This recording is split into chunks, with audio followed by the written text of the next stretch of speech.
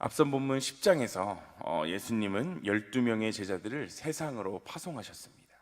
나아가 오늘 본문 11장은 예수님께서 제자들과 함께 이 동네 저 동네를 다니시며 복음 사역에 직접적으로 참여하셨던 그러한 기록이 있습니다. 그 중에서도 본문 11장 2절에서 19절에 이르기까지 꽤 긴 내용을 세례 요한의 그 질문과 그에 대한 예수님의 답변에 지금 마태복음 11장은 할애를 하고 있는데, 오늘 본문 2절과 3절을 우리가 함께 읽어보도록 하겠습니다. 함께 읽습니다. 요한이 옥에서 그리스도께서 하신 일을 듣고 제자들을 보내어 예수께 여짜오되 오실 그이가 당신이오니이까 우리가 다른 일을 기다리오리이까. 아멘. 세례 요한은 지금 감옥에 갇힌 처지입니다. 마태복음 14장 3절과 4절의 말씀을 보면 그 감옥에 갇힌 이유가 등장하는데, 그는 헤롯 왕이 자기 동생의 아내를 취한 것을 지적하다가 그 헤롯 왕 때문에 옥에 갇히게 됩니다. 그렇다면 세례 요한이 어떠한 인물이었는지 성경에는 여러 차례 표기되고 있는데 우리가 함께 살펴보겠습니다. 그는 먼저 제사장의 아들로 태어났습니다. 당시 제사장의 아들이었다라는 것은 얼마든지 권위가 있고 또 얼마든지 편하게 생활을 할 수 있었을 텐데, 그는 일찍이 사명을 깨닫고 세상의 명예와 지위를 다 버리고 사명자로서 살아가기 위해서 유대 광야에 나가서 가죽옷을 입고 메뚜기와 석청을 먹으며 아주 경건한 생활을 했다고 합니다. 또 예수님은 그를 가리켜 여자가 낳은 자 중에 큰 자다, 가장 큰 자다 라고 이야기를 하셨습니다.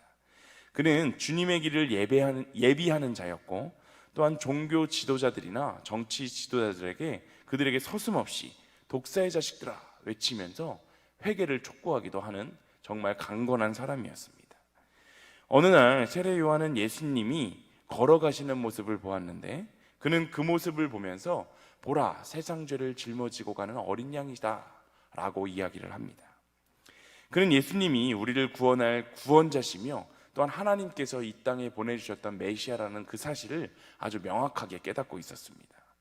뿐만 아닙니다. 세례 요한은 예수님에게 세례를 베풀었던 자입니다. 예수님께 세례를 베풀 때 하늘 문이 열리고 성령이 비둘기처럼 임하는 그러한 놀라운 장면까지도 목격했던 사람이 바로 오늘 본문에 등장하고 있는 세례 요한입니다.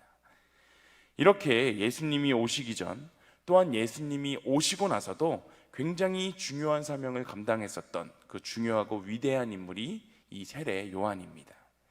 그는 예수님이 하나님께서 보내신 메시아임을 아주 분명하게 깨닫고 있었던 사람이고 그를 따랐었던 사람입니다. 그런데 이러한 큰 믿음을 갖고 있고 대단한 사역들을 감당했었던 그 세례 요한이 오늘 본문, 함께 읽었던 본문 2절과 3절에 보면 예수님을 의심하고 있는 사건이 등장합니다. 이것은 굉장히 충격적인 일입니다. 당시에 예수님을 미워하고 사사건건 신비를 걸었던 바리새인들이나 그 사두개인들, 서기관들이 그런 의심을 했다면 그러한 우리가 생각을 할 수도 있겠는데, 그러나 누구보다 예수님을 사랑하고 예수님을 위한 삶을 살았던 그 세례 요한이 지금 예수님을 의심하고 있다는 것은 우리에게 꽤나 큰 충격으로 다가옵니다. 왜 그처럼 위대하고 또 누구보다 예수님의 편에 서서 예수님과 동행했었던 그 세례 요한이 이러한 의심의 덫에 걸리게 된 것일까요? 그것은 세례 요한이 옥에 갇혀 있는 절망스럽고 고통스러운 상황에 처했기 때문입니다. 지금까지 광야에 살면서 자기가 하고 싶은 대로 자유로운 생활을 했었던 그 세례 요한인데, 좁고 습한 어두운 감옥에 갇혀 있자니 그 생활이 무척이나 힘이 들었을 것입니다. 또한 기약 없는 고난이 계속되자 요한의 믿음도 서서히 약해지기 시작했고, 예수님이 정말로 그리스도인지 의문을 품기 시작했습니다. 또한 그의 마음속에 예수님께서 진정으로 하나님께서 보내셨던 메시아라면, 그리스도라면 자기를 이렇게 좁고 습한 감옥에 갇혀 있도록 계속하여 두시진 않을 텐데 라는 마음이 들었고, 또 내가 예수님께 얼마나 헌신했는데 내가 이러고 있는 것이 과연 맞는 것인가? 또 세례 요한은 메시아를 정치적인 메시아로 생각했기 때문에 어서 이 이스라엘 나라를 구원해 주셔야 될 텐데, 이 로마의 압제로부터 우리를 구원해 주셔야 할 텐데 언제까지 우리가 이렇게 힘들게 살아야 하지? 라는 생각이 하루하루 지나면서 계속 의심의 싹이 싹트기 시작했을 때 그 싹은 점점 자라나기 시작했고 예수님 자체가 진짜 메시아가 맞는지라고 의심하는 단계까지 이르게 되었습니다. 오늘을 살아가는 우리도 이 세례 요한의 모습과 별반 다르지 않은 모습들을 발견하게 됩니다. 우리는 우리에게 고통과 고난의 문제가 찾아왔을 때 즉각적으로 하나님께서 우리의 문제를 해결해 주시지 않는다면 우리의 마음속에도 가장 먼저 찾아오는 것이 바로 의심입니다. 아니, 하나님을 위해 이렇게 열심히 헌신하고 봉사하고 또 나에게 어려움이 찾아와서 내가 이렇게 열심히 기도하는데 하나님은 도대체 내 기도를 듣고 계신 것인가? 라는 마음이 우리에게 듭니다. 그러나 우리가 반드시 기억해야 할 것은 많은 경우에 있어서 하나님의 타이밍과 우리의 타이밍은 차이가 있다는 사실입니다. 왜냐하면 하나님의 섭리는 전 우주를 만드시고 그것들을 운행하실 만큼 무한하시고 크신 분이지만 우리의 생각은 내일 일, 아니 바로 10분 뒤의 일도 알 수 없을 만큼 제한적이고 작기 때문입니다. 전도서 8장 17절은 이렇게 이야기합니다. 또 내가 하나님의 모든 행사를 살펴보니 해 아래에서 행해지는 일을 사람이 능히 알아낼 수 없도다. 사람이 아무리 애써 알아보려고 할지라도 능히 알지 못하나니 비록 지혜자가 아노라 할지라도 능히 알아내지 못하리로다. 아멘. 이렇듯 우리가 아무리 똑똑하다고 한들 전능하신 하나님 또 그분의 뜻을 완전히 이해할 수는 연약하고 부족한 존재일 뿐입니다. 인간은 과학의 발전으로 이제 신의 경지에 이르렀다. 기사를 보니까 중국에서는 인공으로 비를 만들어 가지고 가뭄에 이제 비가 내릴 수 있도록 만드는 그러한 기술까지도 발전했다는 이야기를 보았습니다. 인류의 많은 부분을 과학으로 이제 대체할 수 있기 때문에 신은 필요하지 않다라는 생각을 하지만 여전히 기상청에서 600억 이상의 천문학적인 돈을 들여 예측하는 기상 예보만 보아도 틀릴 때가 너무나도 많은 것 같습니다. 아무리 과학이 발전하고 발전해도 하나님이 주관하시는 그 일기를 우리 인간이 감히 완벽하게 예측할 수는 없습니다. 완벽하게 예측하는 것, 이것은 수십 아니 수백 년, 수천 년이 흘러도 불가능할 것입니다. 일기뿐만이 아니라 하나님이 하시는 모든 일 중에 어느 것도 우리는 감히 예측할 수 없음을 인정하고 하나님의 높고 크심, 그 놀라운 일을 인정하고 그분의 이끄심을 우리가 이해할 수 없을 때에도 그럼에도 불구하고 순종하는 믿음, 바로 이 믿음, 이 순종하는 믿음이 우리에게는 필요한 것 같습니다. 세례 요한의 이 질문, 그 의심에 가득 찬 질문을 받으신 예수님은 그에게 말씀이 성취되었음을 지금 말씀하고 계십니다. 오늘 본문 마태복음 11장 5절은 이렇게 이야기합니다. 우리가 함께 읽겠습니다. 맹인이 보며 못 걷는 사람이 걸으며 나병 환자가 깨끗함을 받으며 못 듣는 자가 들으며 죽은 자가 살아나며 가난한 자에게 복음이 전파된다 하라. 아멘. 예수님이 인용하셨던 이 말씀은 이사야서에 기록되었던 말씀입니다.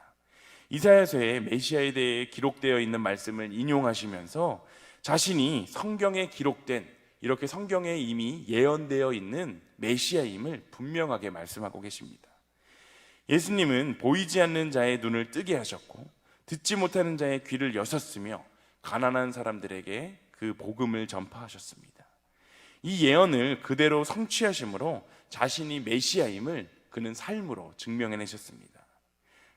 예수님이 친히 말씀을 살아내심으로 성경 속에 기록되어 있던 예언을 성취하신 것처럼 우리는 하나님의 말씀에 전적으로 순종함으로 예수 그리스도의 주되심을 우리도 우리의 삶에서, 나의 삶을 통하여 전할 수 있어야 합니다.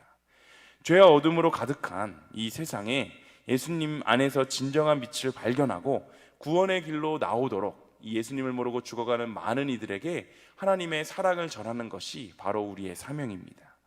우리 역시 우리의 삶으로 예수님처럼 하나님의 말씀을 증명해내야 합니다.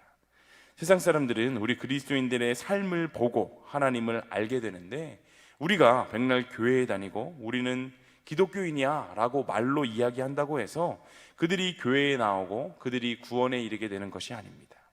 우리가 일상의 삶 속에서 정말 하나님을 모르는 자들과는 달라도 다른 모습을 보여주며 모범이 되고 거룩한 모습을 보여주는 것이 중요합니다.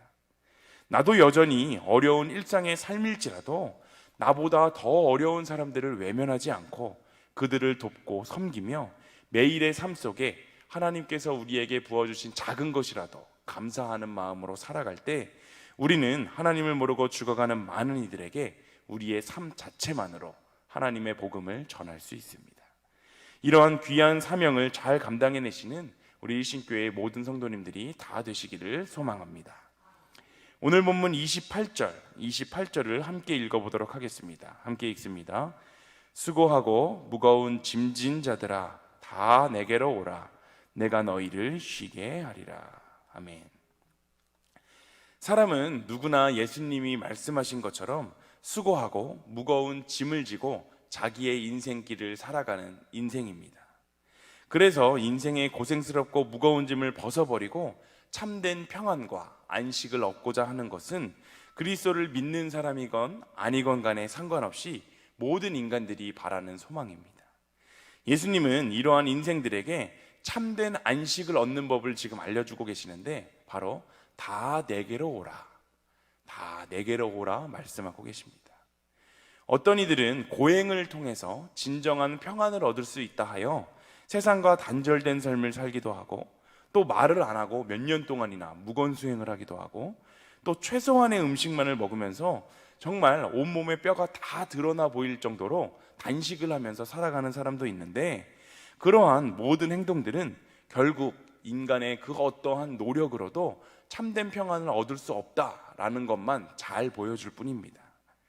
이렇게 인간이 찾아 헤매던 참된 평안과 안식을 주기 위해 예수님은 이 땅에 찾아오셨습니다. 예수님은 우리와 마찬가지로 그 연약한 육신을 가지고 이 세상의 삶을 살아가시면서 우리가 인생에서 겪는 아픔과 슬픔을 모두 동일하게 겪으셨습니다. 그렇기 때문에 그분은 우리를 완전하게 이해해 주실 수가 있는데 결국 우리는 그분께 짐을 내려놓을 때 참된 안식을 얻을 수 있습니다. 그분이 감당해 주실 수 있는 가장 크고 무거운 짐은 바로 우리 모든 사람들이 어찌할 수 없는 죄의 짐, 바로 죄의 문제입니다. 예수님은 우리 스스로 감당할 수 없는 무거운 죄의 짐을 우리를 대신하여 지시고 친히 십자가에 달려 돌아가셨습니다.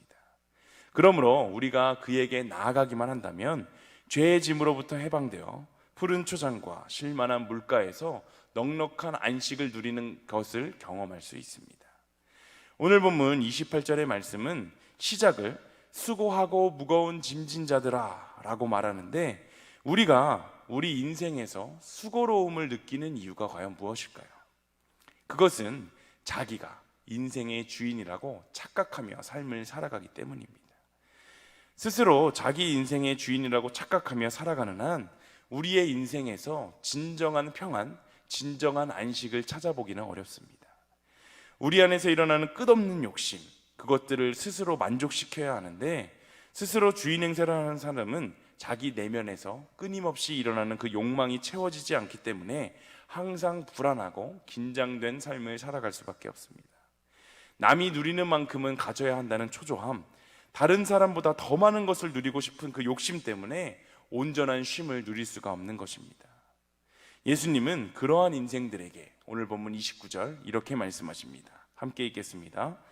나는 마음이 온유하고 겸손하니 나의 멍에를 메고 내게 배우라. 그리하면 너희 마음이 쉼을 얻으리니. 아멘.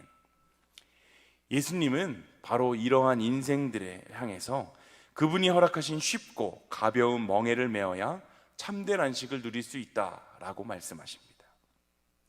예수님이 주시는 가벼운 멍에는 스스로 삶의 주인의 행세를 하는 그 노릇을 멈추고 오직 예수님을 주인으로 삼아 사는 것입니다. 예수님을 주인 삼는다는 것은 그분의 말씀에 따라 순종하며 살아간다는 것을 의미합니다.